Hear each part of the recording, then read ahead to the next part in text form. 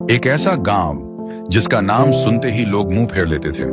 नाम था भीखूपुर गांव। जहां सपने पैदा होने से पहले ही भूख से मर जाते थे। वहां के लोग दिन भर खेतों में खून पसीना बहाते, पर शाम को रोटी तक नसीब नहीं होती।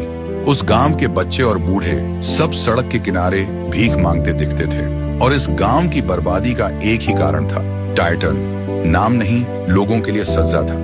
उसका रूल सिंपल था, जिसके पास पैसा हो छीन लो, और जिसके पास ना हो उसको डरा धमका के गुलाम बना लो। गांव में किसी में हिम्मत नहीं थी उसके खिलाफ बोलने की। जिसने भी आवाज उठाई, अगले दिन या तो लापता या जमीन के नीचे। लेकिन एक दिन उस गांव में आया एक शहंशाह। नाम था रायस्टार। रायस्टार अपनी छोटी बहन के साथ गांव में आया था, पर उसका असली मकसद कुछ और था।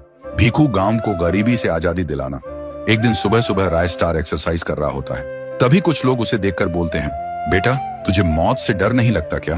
रायस्टार मुस्कुराकर कहता है, डरता वो है जिसका दिल छोटा हो।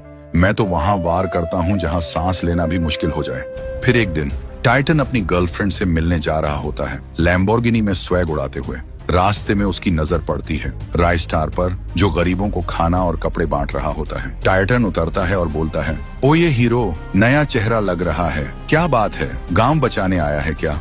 रायस्टार ठंडे लहजे में कहता है, हीरो नहीं, तेरा अंतिम संस्कार बनने आया हूँ। टाइटन हंस के बोलता है, ज्यादा फिल्मी मत बन, पैसा निकाल। रायस्टार आंखों में आंखें डाल के बोलता है, तेरे हाथ तोड़ दूंगा, ताली भी नहीं बजा पाएगा अपने जनाजे पे। टाइटन गुस्से में रायस्टार के पास आता है और थप्पड़ मारने ही वाला होता है, लेकिन एक ही मुक्के में टाइटन हवा में माँ, बस यही एक लफ्ज उसके मुंह से निकलता है और धड़ाम से जमीन पे आ गिरता है।